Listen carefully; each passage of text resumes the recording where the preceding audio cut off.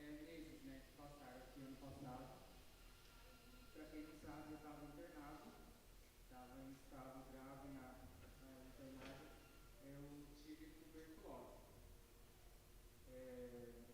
Ainda está no processo, né, mas a parte difícil, contagiante, já passou, podem ficar tranquilos.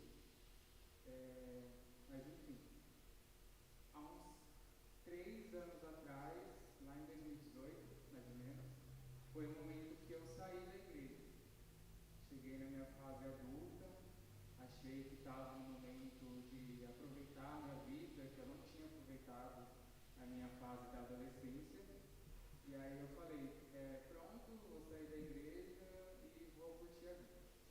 E aí foram, né, os 3 anos que eu fiquei afastado da igreja. Antes disso, alguns irmãos aqui me conhecem. E, bom, eu vou ser sincero, né, esses últimos 3 anos não foram os melhores da minha vida, justamente porque eu estava afastado de Deus. E, enfim, nesse último ano agora, foi o ano que eu comecei a ter alguns sérios problemas, que foi perder peso, né? Perdi muito peso, cheguei a pesar 40 quilos ou menos, eu acredito. E eu era uma pessoa que pesava 70, quase 80 quilos por aí. E eu perdi tudo isso em, acho que 2 meses só. Perdi uns 30 para 40 quilos. E isso veio do nada, né? Eu não sabia de onde vinha. Para mim, estava até sendo bom naquela época, com a minha cabeça pensando, que bom, emagreci. E aí eu não estava tocando o que estava acontecendo, né? Só que aí foi passando, eu emagrecia, só emagrecia. Aí chegou um momento que eu estava. Comecei a perceber que eu não estava tendo mais vontade de fazer as coisas. Estava sempre na cama, sempre deitado. E aí, bom, emagrecendo.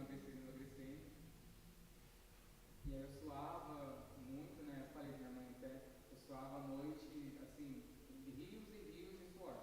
Minha cama ficava molhada tipo, tinha que tirar o colchão, tão molhado que ficava. E eu sem saber de onde vinha. Até que eu, no meio do ano passado, consegui um emprego. Eu tinha saído do meu antigo. E nesse emprego era um hospital, né? Graças a Deus. E aí nele que eu comecei a me sentir mal mesmo. Minha pressão começava a cair do nada, eu não conseguia ficar em pé. Comecei a perceber que eu sentia muita falta de ar também, isso devido à tuberculose.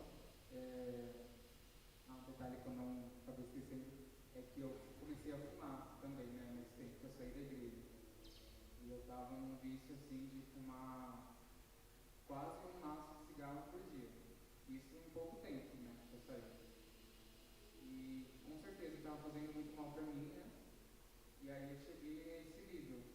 Aí eu passei mal um certo dia no trabalho e fui fazer um exame lá. Aí eu descobri, minha barriga começou a inchar bastante, eu estava com a barriga assim bem estufada. E muita dor, né? Eu estava achando que era infecção urinária. Aí esse problema também chegou a atingir a minha cabeça.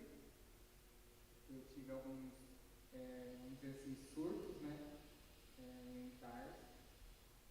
E, bom, foram momentos difíceis que eu passei em casa. Eu escutava vozes falando na minha cabeça que eu tinha que me matar, que eu tinha que, enfim, deixar minha vida. Cheguei a tentar fazer isso uma vez, que foi a vez definitiva que eu fui para o hospital mesmo. Né? Cheguei lá com um corte na cabeça, que eu me machuquei, e aí eu fui internado. E aí no decorrer desse tempo que eu estava internado, eu fiquei internado aqui em Barueri, acho que 1 mês e meio mais ou menos, para 2 meses. E nesse período os médicos, eles até acharam um líquido dentro da minha barriga, por isso que ela estava estufada, só que eles não sabiam o motivo, não conseguiam encontrar, entender o que estava acontecendo.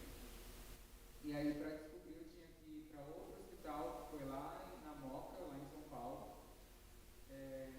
E lá por conta do meu convênio no trabalho. E aí somente lá, depois de 2 meses cansativos aqui em Barueri, que eu consegui ter um tratamento melhor.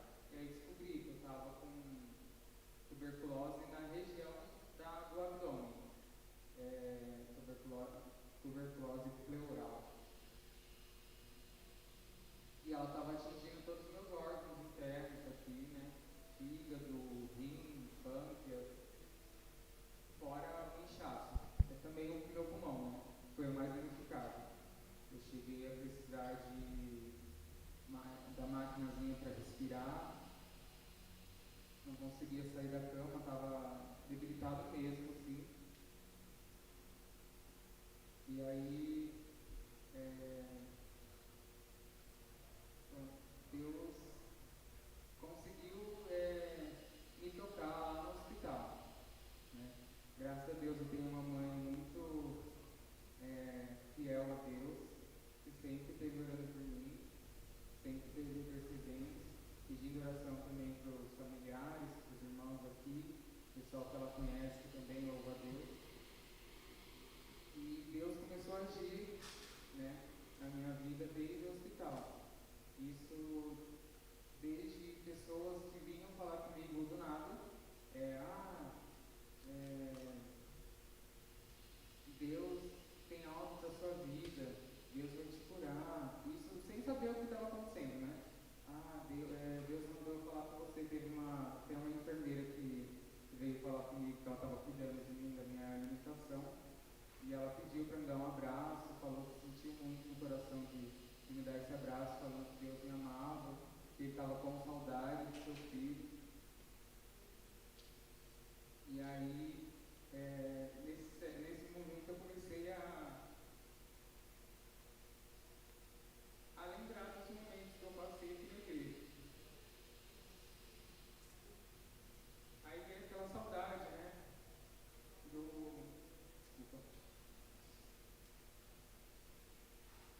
Aquela saudade dos momentos que eu passei aqui, desde o momento que eu considero o meu momento mesmo com Deus, foi um encontro com Deus, e foi ali que despertou tudo, desde o primeiro dia. Eu já comecei a sentir a presença de Deus na minha vida. Depois disso, minha vida mudou completamente. E eu comecei a pensar, meu Deus, como que eu pude ficar longe do Senhor tanto tempo? Eu não orava, não agradecia a Deus. Eu comecei a detestar tudo que envolvia Deus. Minha vida espiritual mesmo ficou fechada, meus olhos espirituais ficaram fechados. E eu não conseguia de jeito nenhum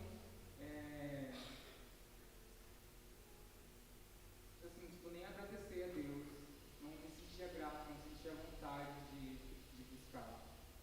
Só que aí, enfim, depois desse momento que eu tive lá com as pessoas vindo falar comigo, eu comecei a sentir novamente isso, né? E teve um irmão também que eu nem conheço, até hoje eu não sei o nome dele, para ser sincero, só que ele foi bem presente na minha vida, está sendo até hoje. Ele vive perguntando, me chamando para ele, na igreja dele também. E ele foi um irmão que surgiu assim na minha vida, e disse várias coisas, não vou lembrar agora o que ele disse, mas é tudo em relação a Deus falando comigo e falando, meu filho, eu estou aqui, você não precisa se preocupar, sabe? Bota toda a sua dor, todo o seu sofrimento, tudo aquilo que você está sentindo na minha mão. É simples, é só você colocar na minha mão. Eu tenho controle de tudo, mas eu preciso que você coloque na minha mão. A escolha é sua. E aí, enfim, depois que eu passei para o segundo hospital, que foi lá na Moca, meu estado chegou a piorar. Já escutei de enfermeiras que achavam que eu iria morrer, que elas viram mesmo minha situação, e eu realmente piorei por conta, enfim, da doença que estava tendo.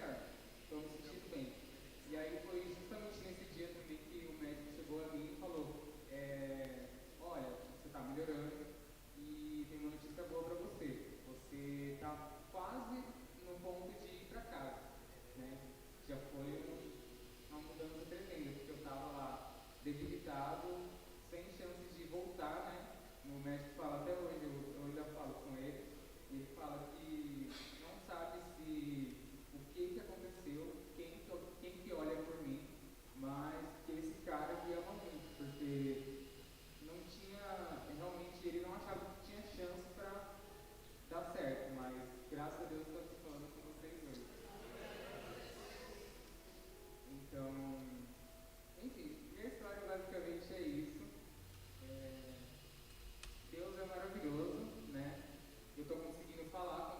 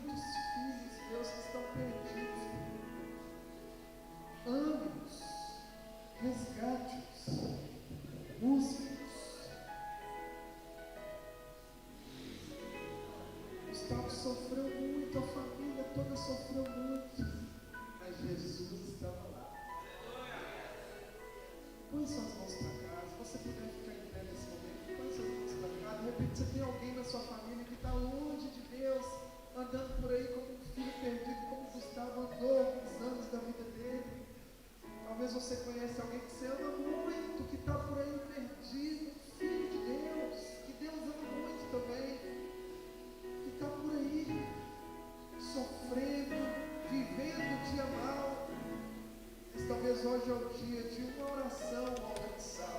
É isso que o Espírito Santo está falando para nós hoje.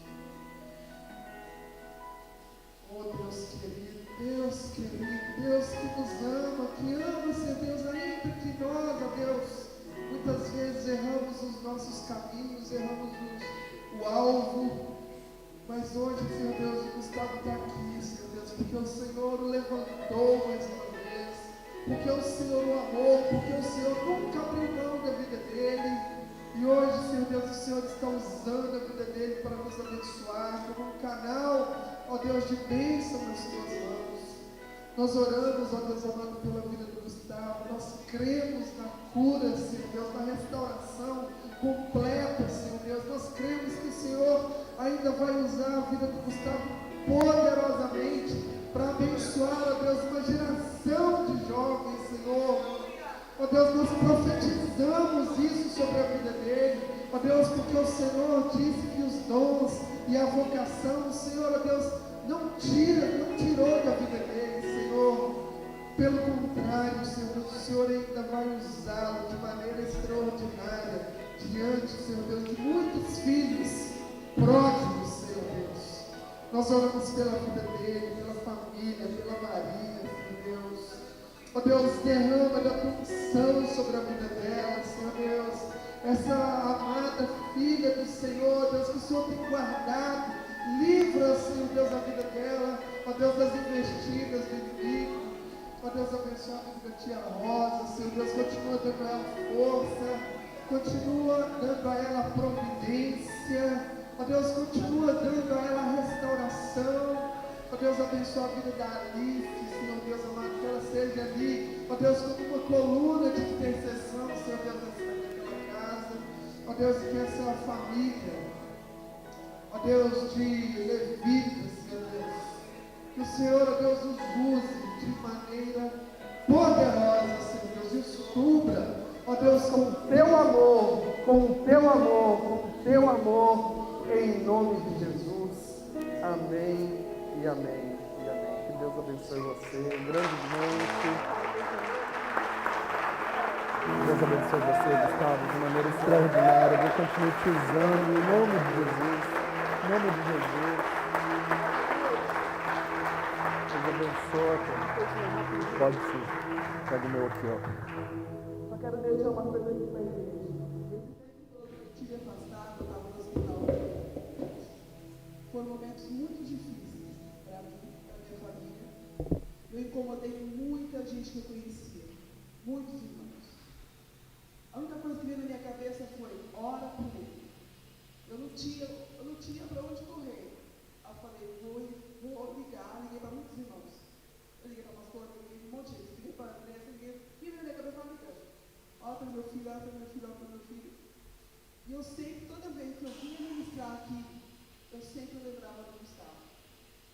Toda vez que eu cantava um louvor, toma o teu lugar, eu profetizava: Senhor, eu quero meu filho na tua casa. Eu ministrava para vocês, mas eu estava ministrando para minha casa também, que o Senhor entrasse lá e tomasse o lugar dele. Porque casa dividida não prospera. E eu queria o meu filho. Meu filho tem ministério, ele foi separado. E eu creio que a obra que Deus começou, ele vai terminar. Teve que passar por um momento difícil? Teve. Mas o Senhor provou que ele estava lá. Eu creio, irmãos, eu creio que eu ainda vou ver muitas coisas através da vida do Gustavo e da Maria. Porque os meus filhos são para a glória do Senhor. Eles nasceram para adorar, para glorificar e para ganhar almas. Amém? Se eu não ver, eu sei que o Senhor está fazendo a obra dele. Porque eu oro pela minha família. Eu oro muito para que Deus tome o lugar dele na vida dos meus filhos, dos meus sobrinhos, dos meus irmãos. E toda vez que você vier para o culto, toda vez que você vier adorar ao Senhor aqui, use do louvor como uma palavra de profecia. Você profetiza através do louvor. Amém? Amém? Não somente cante, profetize. Que Deus cura, liberta, transforma e Deus renova. E para a glória de Deus, aqui meu menino. Isso é maravilhoso. Eu estou vivendo o melhor dia da minha vida que é hoje. Amém? Aplauda a glória.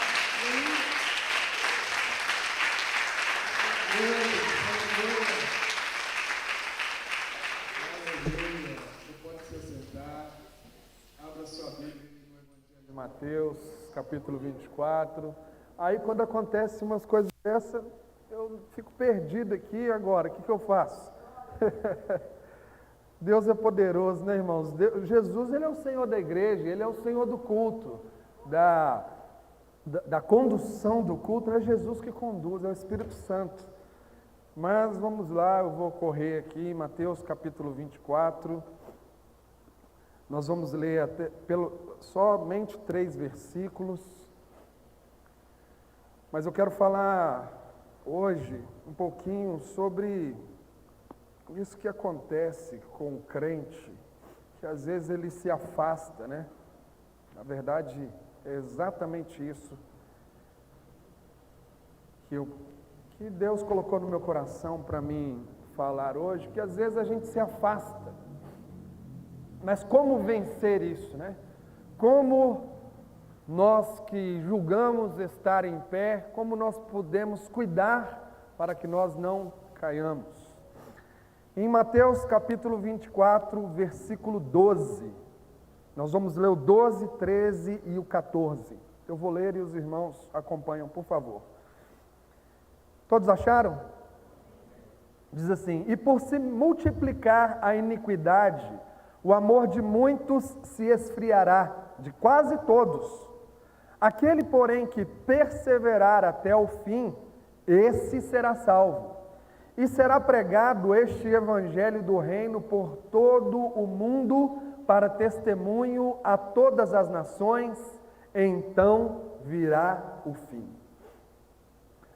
Senhor Deus, eis aí a Tua palavra, Senhor, fala ao nosso coração, fala comigo, fala com os Teus filhos, fala, Senhor Deus, com a Tua igreja nessa noite, Jesus, como já o tens feito, ó Deus, e confirma a Tua palavra no nosso coração, em nome de Jesus, amém e amém.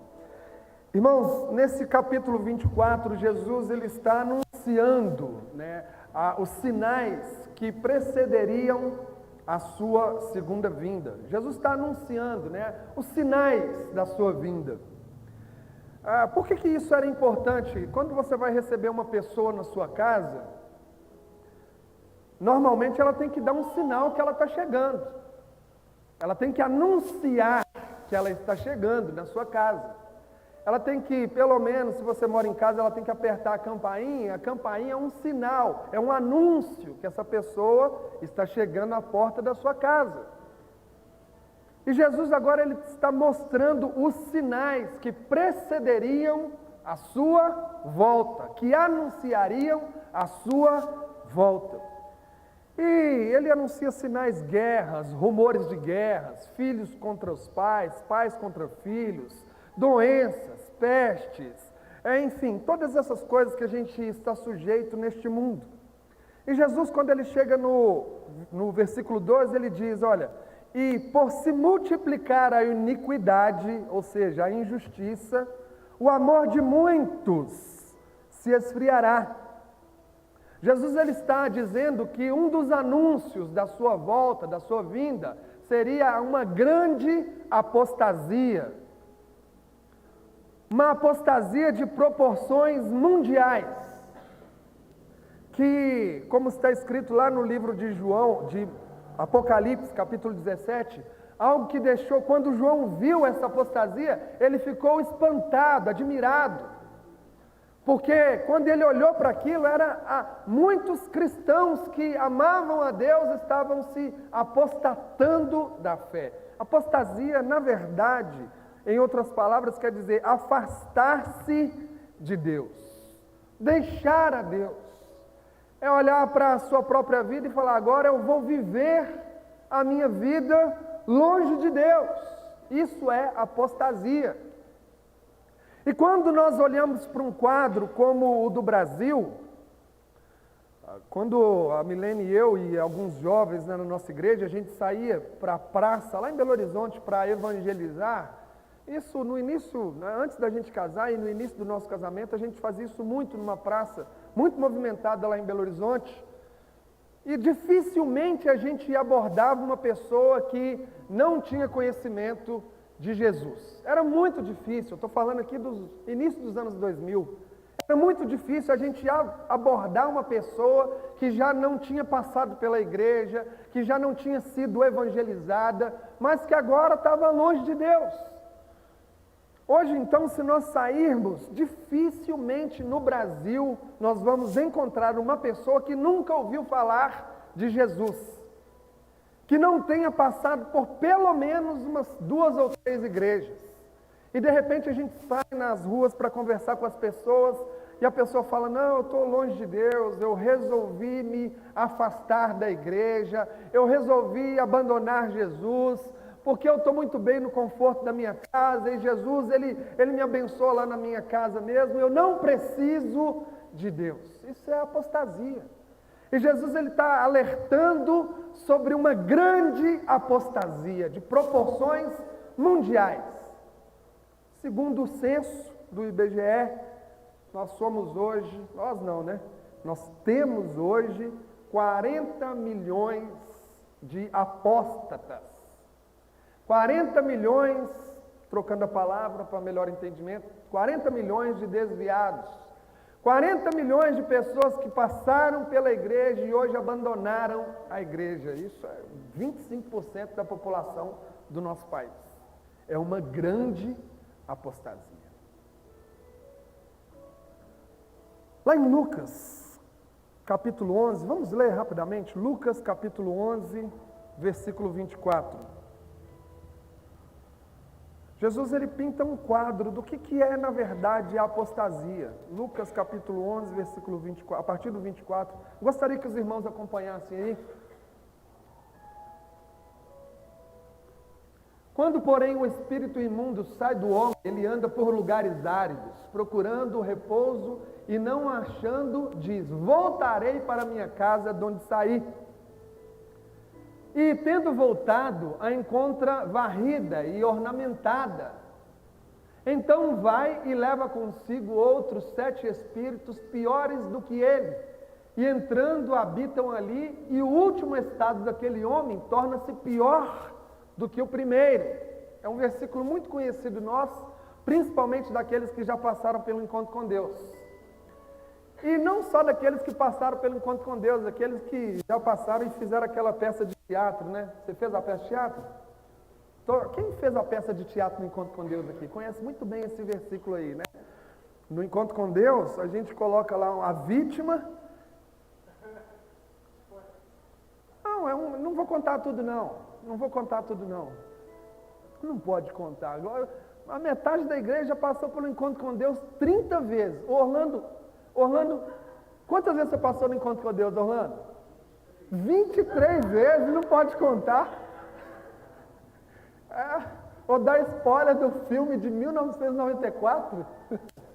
Mas lá no encontro com Deus a gente faz uma peça que ela é narrada aqui nesse versículo. Coloca lá a vítima, que é aquela pessoa que ela encontrou com Jesus, que depois de ser evangelizada, expulsou os demônios, né, aqueles tormentos. A pessoa, ela tem a vida restaurada, ela começa a ir para a igreja, ela entrega a vida dela para Jesus.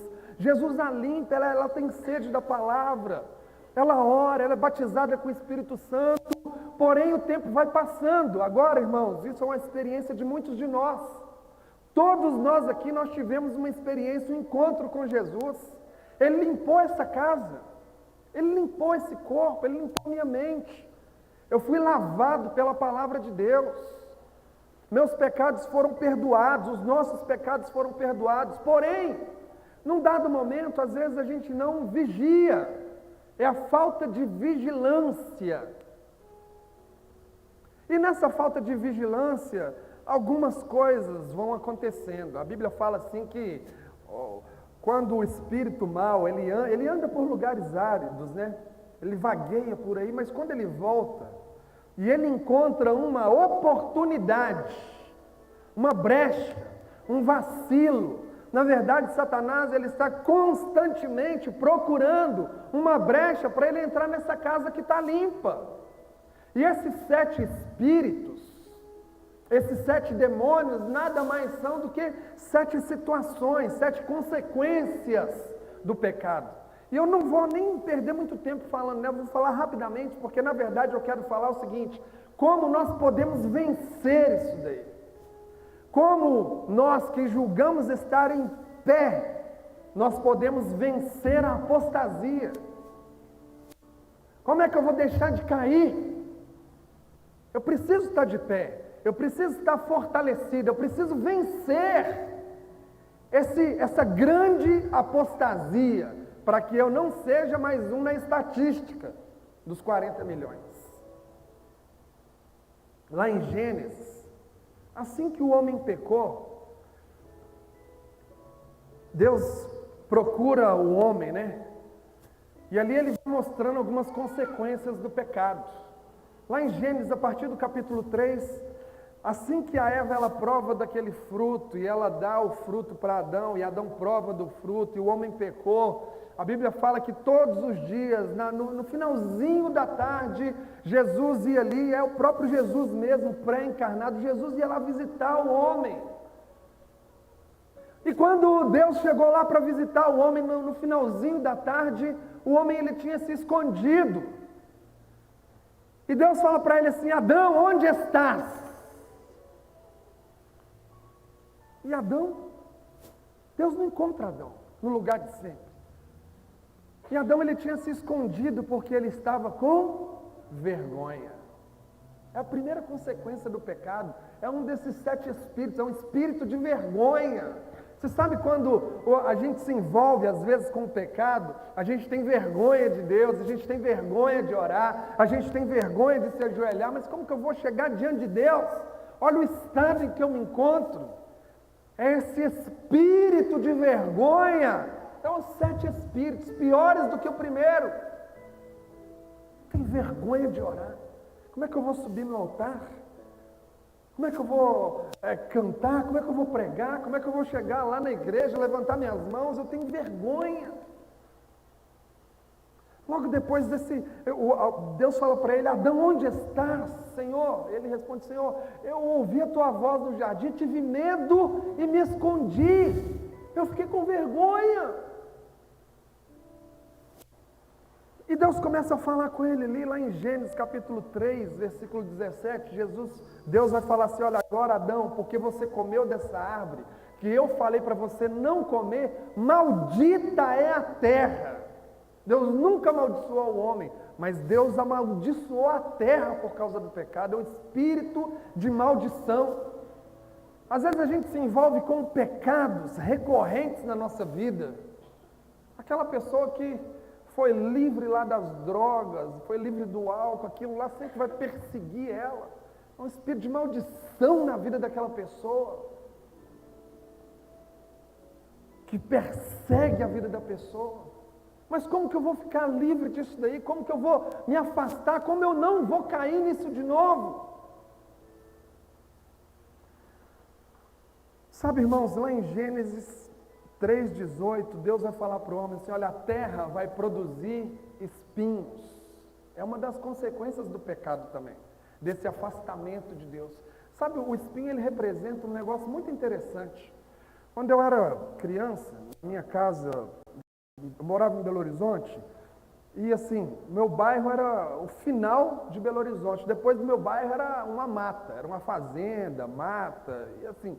E a gente ia muito para lá, para aquele lugar. Enfim, caiu uns coquinhos, né? Aquele coquinho. A gente ia para lá pegar aquele negócio. E um dia eu tropecei numa dessas galhas de um coqueiro.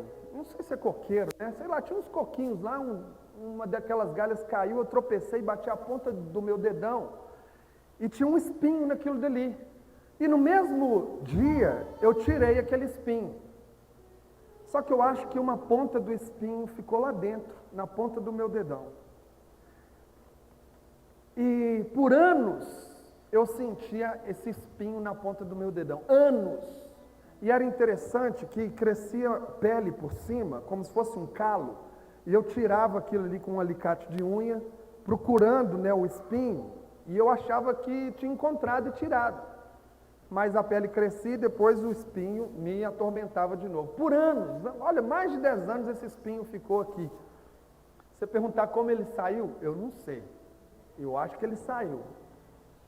Mas o espinho ele representa uma coisa muito interessante nas nossas vidas, que é a ofensa, a falta de perdão. Sabe desses 40 milhões de desviados que eu mencionei aqui? Eu não sei a proporção, mas eu posso chutar aqui que 95% são pessoas que se ofenderam na igreja por algum motivo. Guardaram por anos uma semente, um espinho de falta de perdão, porque se a gente vai conversar com um desviado, normalmente o que eu ouço na experiência é: eu me decepcionei com o pastor, eu me decepcionei com a igreja, eu me decepcionei com o meu amigo que me abandonou. Eu conversei com um rapaz um dia, ele era líder de jovens, numa noite, naquela noite ele fez um evento, ele trouxe mais de 300 jovens para a igreja, e o pastor pegou o microfone e falou uma coisa lá, assim, um detalhe, uma coisa pequena, mas ele ficou ferido, o espinho entrou lá, a ofensa entrou no coração daquele rapaz, ele saiu da igreja, ficou anos fora da igreja, mais de 10 anos ele contou. Agora ele voltou, mas ele falou o seguinte: eu voltei, mas assim, eu sou o último a chegar no culto, o primeiro a ir embora. O espinho ainda está lá, a ofensa. A terra produzirá espinhos e abrolhos. Do suor, o suor representa o cansaço. Do suor do teu rosto comerás o teu pão. É uma das consequências do pecado também, é um dos 7 espíritos, o espírito de desânimo, de cansaço. Muitas vezes, irmãos, a gente está todo vapor trabalhando para Deus, e aquela coisa, mas de repente bate um cansaço, um desânimo. E quando o cara está longe de Deus, é muito difícil ele ter ânimo para ele voltar. Vocês estão aqui, irmãos? Estão desanimados? Não? Não, né? Mas quando a gente está longe de Deus, é muito difícil, porque tem um desânimo, um cansaço, e eu digo que isso não é físico, é espiritual, um espírito de desânimo, do suor do teu rosto. Lá em Gênesis 3:16, olha, em dores, multiplicarei sobremodo as suas dores de parto. Deus fala para o homem. É das 7 consequências do pecado também: o sofrimento, a dor, a angústia. Irmãos, todo pecado vai trazer dor, sofrimento e angústia. Mas foi só uma mentira. Todo pecado vai trazer dor, sofrimento e angústia.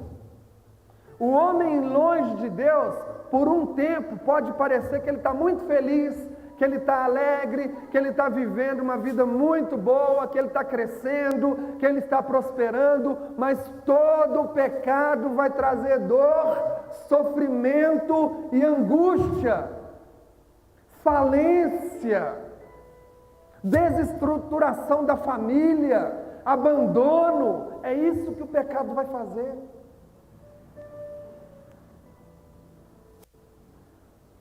Depois que Deus teve essa conversa com Adão e falou da maldição da terra, que falou que mostrou a vergonha, o espinho, o desânimo, o sofrimento, Deus falou: olha, agora você está expulso do jardim. Vou colocar um anjo aqui com uma espada.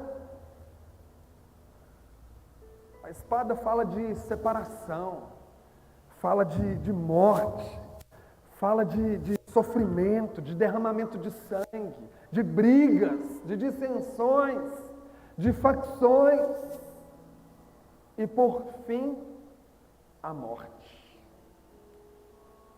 Deus disse: olha, o dia que você comer dessa árvore, certamente morrerás. Isso aqui são uma representação desses 7 espíritos, né? Que são nada mais, nada menos do que as consequências do pecado, dos que as consequências de nós nos afastarmos de Deus, que são as consequências de quando nós estamos longe de Deus. Porém, Isaías vai dizer assim: olha, olhai para Ele, olhai para Jesus e sereis salvos. Irmãos, como é que nós que julgamos estar em pé, como nós podemos permanecer firmes? Lá o livro de Efésios vai dizer: fortalecei-vos no Senhor e na força do seu poder, para poder suportar tudo quando vier o dia mau. E após ter vencido tudo, permanecer inabalável.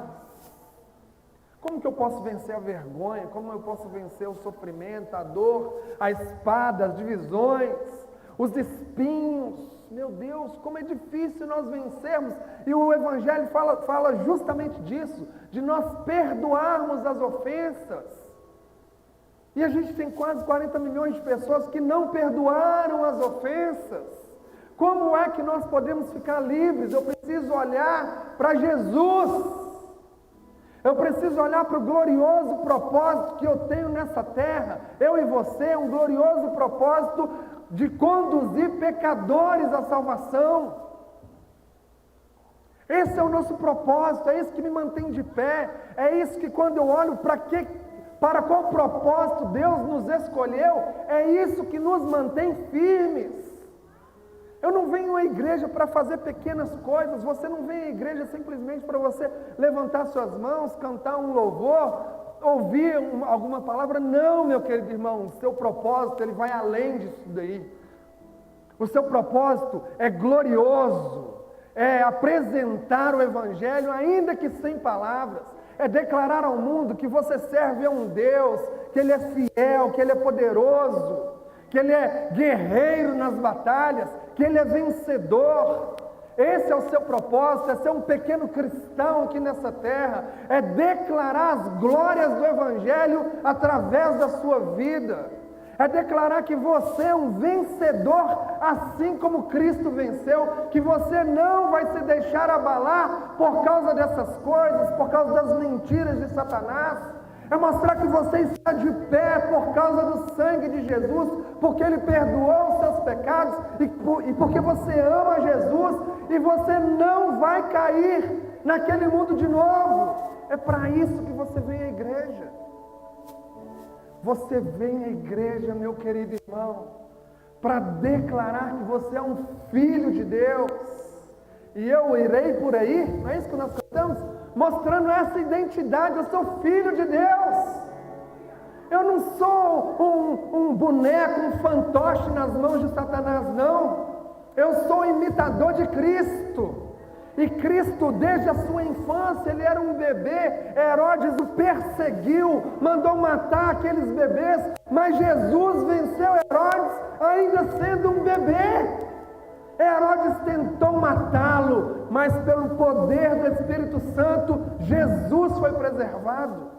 Você é um imitador deste homem, que ainda uma criancinha, não sabia nem falar. Ele venceu o rei daquele lugar. Você é um imitador de Cristo, que lá na sua adolescência, quando os seus pais o levaram lá para Jerusalém, e na hora da volta, era uma família muito grande, né? Por causa da Páscoa, da festa da Páscoa, Jesus, junto com a sua família, subiu para Jerusalém para adorar. E uma família muito grande, muito primo, muito sobrinho. A Maria e José deixaram Jesus para trás. E quando Maria assustou: cadê meu filho? Cadê Jesus? E ela voltou correndo lá em Jerusalém. Ele estava lá no templo, ensinando, com 12 anos, aproximadamente 12 anos. E Jesus, filho, Maria olha para Jesus e fala: filho, você está aqui, por que você ficou para trás? E Jesus, com 12 anos, responde para ela assim: mãe, o meu negócio, o meu propósito, eu vim para cuidar dos negócios do meu pai. Querido, você é um imitador desse homem que na sua adolescência ele tinha consciência do propósito dele. É por isso que você não cai na apostasia, porque você imita Cristo Jesus. Jesus, quando ele começou o seu ministério, ele foi lá naquele casamento, já era um lugar de festa, já era um lugar de alegria, mas naquele casamento ali, por causa de não tinha uma boa administração, faltou vinho, e ele sabia, ele estava ali para no início de uma família, que era um casamento, ele estava ali para trazer alegria, para representar que ele é a alegria da família, que ele é aquele que preserva as famílias em harmonia. Aquele início de uma nova família, que era um casamento onde ia faltar o vinho, que Jesus faz aquele primeiro milagre, né, de multiplicar, de transformar a água em vinho. Em outras palavras, ele estava mostrando: eu sou a harmonia das famílias, eu sou a alegria das famílias. Meu querido irmão, você é um imitador deste homem. Às vezes as coisas não estão bem na sua casa, às vezes você ouve muita coisa da sua esposa, você que a mulher tem que aguentar um monte de coisas do seu marido, e os filhos, e o trabalho, e a falta de dinheiro, mas olha, você imita Jesus, e Jesus ele traz alegria, harmonia, paz nas famílias. É por isso que você não vai cair na apostasia, é por isso que você não vai abandonar, porque você está olhando para Jesus. E quando você começa a olhar para Ele, você começa a perceber que na sua casa você é um agente de alegria, de paz, de perdão. A sua casa é uma casa de misericórdia, a sua casa é uma casa de paz, porque você é o imitador deste homem. E Jesus, ele foi ali, e Jesus, irmãos, olha, emanava, ele era um homem comum, mas ele era um homem cheio do Espírito Santo de Deus. Ele emanava alegria, as pessoas queriam estar perto dele, as multidões o perseguiam, porque olhavam para ele e sentiam paz, olhavam para ele e sabiam que se ao menos tocasse a orla das suas vestes, seriam curadas. Você é um imitador deste homem. É assim que nós vamos vencer a apostasia, meu querido irmão. E o tempo foi passando, Jesus escolheu os seus discípulos, ele chamou Pedro, chamou João, chamou Mateus, chamou seus discípulos e começou a viajar, ia sujar os seus pés lá naquela terra cheia de pedras na Palestina, percorrer as cidades, ia fazer sinais, maravilhas, multiplicar os pães, andar sobre as águas, curar os doentes, os enfermos, os paralíticos, trazer alegria nas cidades, revolucionar aquele lugar, trazer esperança para os pobres, amar as pessoas. Mas chegou um tempo que ele começou a anunciar: olha, eu vou para a cruz. Ele começou a falar com seus discípulos: é importante que eu morra, para esta hora eu vim para morrer naquela cruz, eu preciso pagar esse preço. Pedro falou para ele, né, Jesus, não faça tal coisa. E Jesus responde para Pedro: Pedro, para trás de mim, Satanás.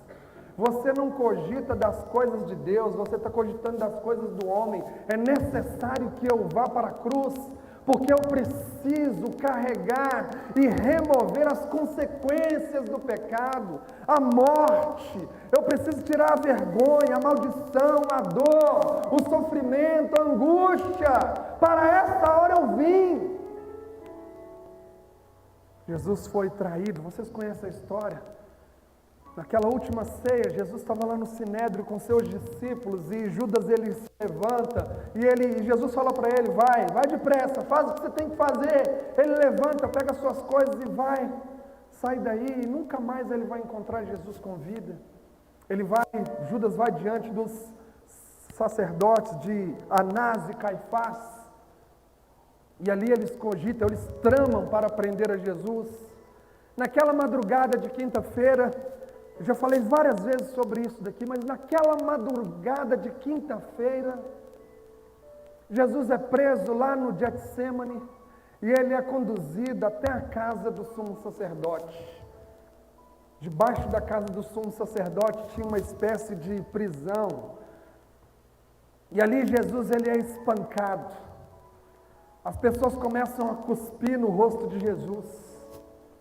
Na verdade, levantam testemunhas falsas contra Jesus, para falar que ele disse coisas que ele não tinha dito. Um julgamento ali na casa do sumo sacerdote, um julgamento ilegal. E as pessoas começam a espancar Jesus, a cuspir no rosto de Jesus, a dar socos no rosto de Jesus, a dar pontapés em Jesus, a rasgar as roupas de Jesus, e de repente Jesus está diante de Caifás, que era o sumo sacerdote, e 70 homens.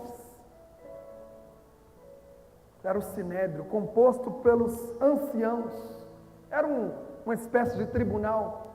70 homens e Jesus está completamente nu, sendo espancado.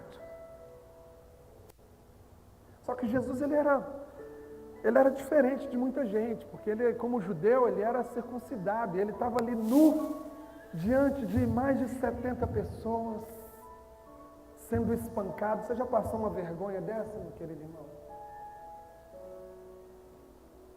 Só que Jesus ele foi para aquele lugar porque ele se entregou. É chegada a hora. Ele se entregou para ser envergonhado no meu e no seu lugar. Nós somos imitadores deste homem. Quando você pecar, meu querido irmão, eu falo isso para mim também, vai vir a vergonha. Mas é nessa hora que você precisa se ajoelhar, se colocar diante de Deus e falar: Jesus, eu sei que o Senhor sofreu essa vergonha no meu lugar. Eu não merecia isso daí, mas me perdoa pelos meus pecados. Eu sou um imitador deste homem. Quando vier a vergonha, eu não posso me deixar abalar, porque ele sofreu no meu lugar. Nu, diante de mais de 70 pessoas, ele é levado dali para a casa de Pôncio Pilatos. Um outro julgamento. Pilatos pergunta para ele: você não sabe, Jesus, que eu posso te livrar? Eu tenho poder para te livrar, eu tenho autoridade. E Jesus fala para ele assim: olha, Pilatos, nenhuma autoridade lhe seria dada se não fosse o meu Pai que está nos céus. Nenhuma autoridade. Pilatos vai diante da multidão e fala: eu não vejo nada nesse homem que o incrimine, eu vou lavar as minhas mãos.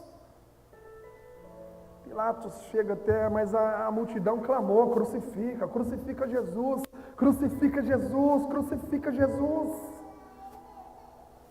Pilatos o mandou então ser açoitado. Sabe como era o açoite naquele tempo? O açoite era um instrumento, um chicote, um pedaço de pau com 3 fitas, com 3 fitas de couro, e nessas fitas de couro tinham pedaços de ossos em suas pontas, vários pedaços de ossos. E o açoite ele deveria ser dado na pessoa que não seria crucificada, ou ela ia ser crucificada ou seria açoitada, era um ou outro, jamais poderiam ser duas penas. Então Pilatos manda Jesus ser açoitado. E vem o carrasco, com aquele chicote nas mãos, e ele começa a dar chibatadas nas costas de Jesus. E a cada chibatada nas costas de Jesus, pedaços da sua carne, das suas costas eram arrancados. Um historiador assim, muito conceituado, ele vai falar que quando chegou a mais de 30 chibatadas, pedaços, partes do pulmão de Jesus já estavam à mostra. Irmãos, ele passou por isso, sabe por quê? Porque ele veio sofrer não só a vergonha, mas também a dor, o sofrimento, a angústia de ser não só chicoteado, mas também crucificado. 39 chibatadas, 40 menos uma, para não passar da conta. Jesus agora está desfalecido. Ele sai dali para ser envergonhado, para ser humilhado, carregando uma cruz. A Bíblia vai falar lá em Gálatas, que maldito é todo aquele que for... Estão aqui, irmãos? Maldito todo aquele que for pendurado no madeiro. Jesus sofreu a maldição do pecado no meu e no seu lugar. Nós somos o imitador deste homem. Eu não posso me deixar render pela sedução do pecado e ser mais um apóstata quando eu olho para Jesus, porque Ele venceu todas essas coisas. Foi humilhado, envergonhado, se fez maldição, foi coroado com uma coroa de espinhos. Sabe, irmãos, essa ofensa, é muito difícil a gente passar pela ofensa e perdoar o ofensor. Tem certas situações que eu honestamente, é muito difícil a gente passar pela ofensa e perdoar o ofensor. Eu sei que é difícil. Eu sei que às vezes dói olhar para as pessoas que nos feriram. E tem feridas que, honestamente, é muito difícil a pessoa superar. Mas quando eu olho para Jesus, e Ele pendurado naquele madeiro, Ele fala: Pai, perdoa-lhes, eles não sabem o que fazem. Olha, tem que ser muito quebrantado para chegar num nível desse. Mas é possível nós vencermos isso daí, porque Ele olhou para os seus ofensores, e Ele falou: Pai, perdoa-lhes. E Ele tinha uma coroa de espinhos cravada na sua cabeça, e Ele diz: Pai, perdoa os meus ofensores. Eles estão me humilhando, eles estão cuspindo no meu rosto, eles estão me rejeitando, eles estão me torturando, eles estão me matando, mas perdoa-lhes.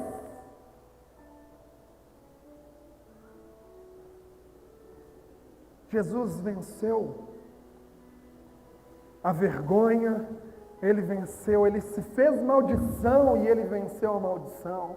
Ele venceu as ofensas, Ele venceu o desânimo, Ele venceu o sofrimento, Ele venceu a espada que perfurou o seu lado. E Ele, pregado na cruz, Ele disse: em tuas mãos eu entrego o meu espírito. Suspirou e morreu. A morte era o último inimigo a ser vencido. Talvez quando Paulo ele escreveu estes versículos, talvez simbolicamente Jesus tenha declarado isso. Onde está, ó morte, a tua vitória? Onde está, ó morte, o teu aguilhão? O aguilhão da morte é o pecado. E a força do pecado é a lei. Mas graças a Deus que nos dá a vitória por intermédio do nosso Senhor Jesus Cristo, porque Ele venceu a vergonha, Ele venceu a dor, Ele venceu a humilhação, Ele venceu a maldição, Ele venceu o sofrimento, Ele venceu a espada e Ele venceu a morte por mim e em sua causa, meu querido irmão. Nós somos imitadores deste homem. Nós somos imitadores do nosso Cristo, o general da nossa salvação, o capitão das nossas vidas. Eu não posso me deixar, eu não posso me render diante do pecado quando eu olho para este homem, para esse vencedor. Jesus, ele era um homem muito macho, meu querido irmão. Se Jesus vivesse nesse tempo que nós vivemos, não ia ter essa imagem do macho desconstruído, não. Ia ter uma imagem de um homem vencedor, de um general, de um capitão, do Senhor dos senhores, de um rei. Nós somos imitadores deste homem. O pecado ele tem que tremer diante de homens que imitam Jesus.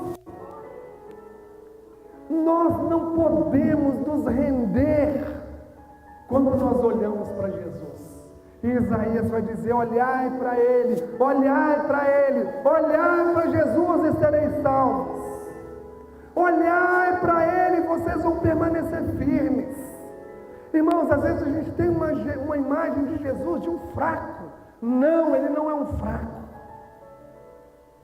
Às vezes a gente pinta um quadro como se a gente fosse vítima nesse mundo de tantas coisas que nós vivemos, Mas, querido irmão, eu e você, nós somos filhos de Deus.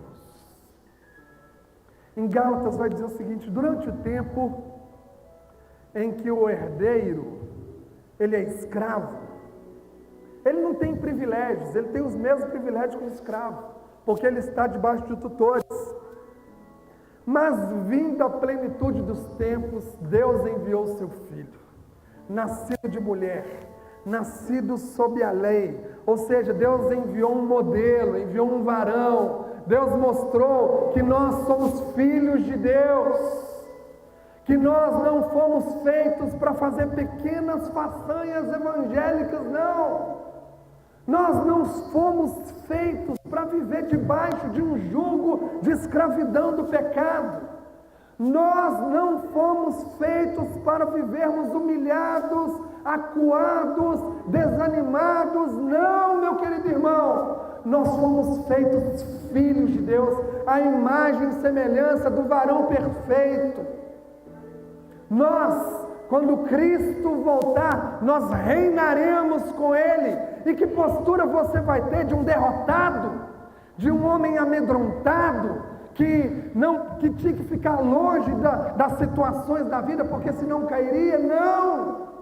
Nós reinaremos com Cristo, como pequenos Cristo, na mesma postura, na mesma autoridade do Filho de Deus, com a herança do Filho de Deus. Foi para isso que Jesus nos chamou, meu querido irmão, para imitá-lo. Olhai para Ele, e sereis salvos. Sabe como que eu e você vamos vencer a apostasia, meu querido irmão? Quando nós assumirmos essa postura. Eu irei por aí levando essa identidade de filho de Deus, de um homem de Deus, de um homem, de uma mulher que não se rende, que não vai se render à apostasia. E talvez você está longe de Deus hoje. Talvez você está andando por aí, longe de Deus, rendido à apostasia. E Jesus está anunciando: olha, virá o fim. Quando vier essa apostasia de proporções mundiais, as pessoas vão se escandalizar, porque virá o fim. Porque eu vou voltar com umas vestes talares, tingidas de vermelho, montado num cavalo, ele e os seus santos, no seu manto sobre a sua coxa, escrito Rei dos Reis, o Senhor dos Senhores, e com o sopro da minha boca eu vou destruir a Satanás. Nós somos imitadores deste homem. Jesus está voltando, meu querido irmão. Jesus está voltando, e a Bíblia diz: aquele que permanecer até o fim,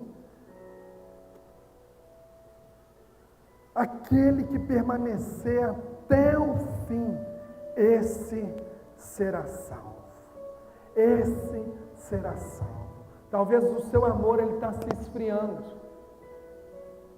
Eu já estou encerrando, irmão. Só ficar de pé que eu já quero ir encerrando. Talvez o seu amor por Jesus está se esfriando. Talvez você está desanimando. Talvez você está com um espinho aí na sua carne, um espinho no seu dedão. Está aí por anos. Você não consegue perdoar. Você não consegue abrir mão dessa ofensa. As pessoas te magoaram. Seus pais te magoaram. Seu pai te magoou, foi embora. Sua mãe, ela magoou muito, você foi embora. Seus filhos magoaram muito, a ofensa está aí. Por anos, como aquele pedacinho de espinho. Talvez você está longe de Deus e seu coração está gelado. Mas hoje Jesus quer mudar esse quadro na sua vida, meu querido irmão. Olhai para Ele. O que Jesus faria no seu lugar? Talvez Jesus, Ele quer te trazer de volta hoje. Ele quer limpar o seu coração das situações dessa vida. Talvez Jesus, Ele quer limpar a sua mente. Talvez ao invés da humilhação que você viveu até hoje, Ele vai te dar dupla honra, como está escrito no livro de Isaías, mas talvez você está morto espiritualmente, longe de Deus. Nada quebranta o seu coração, com a consciência cauterizada. Ouve palavra atrás de palavra, mas nada penetra no seu coração. Está morto espiritualmente. Jesus quer mudar isso na sua vida hoje, meu querido irmão. Você crê nisso daí, meu irmão? É possível Jesus transformar água em vinho. É possível Jesus transformar a sua vida hoje. Feche seus olhos. Coloque sua vida diante de Deus.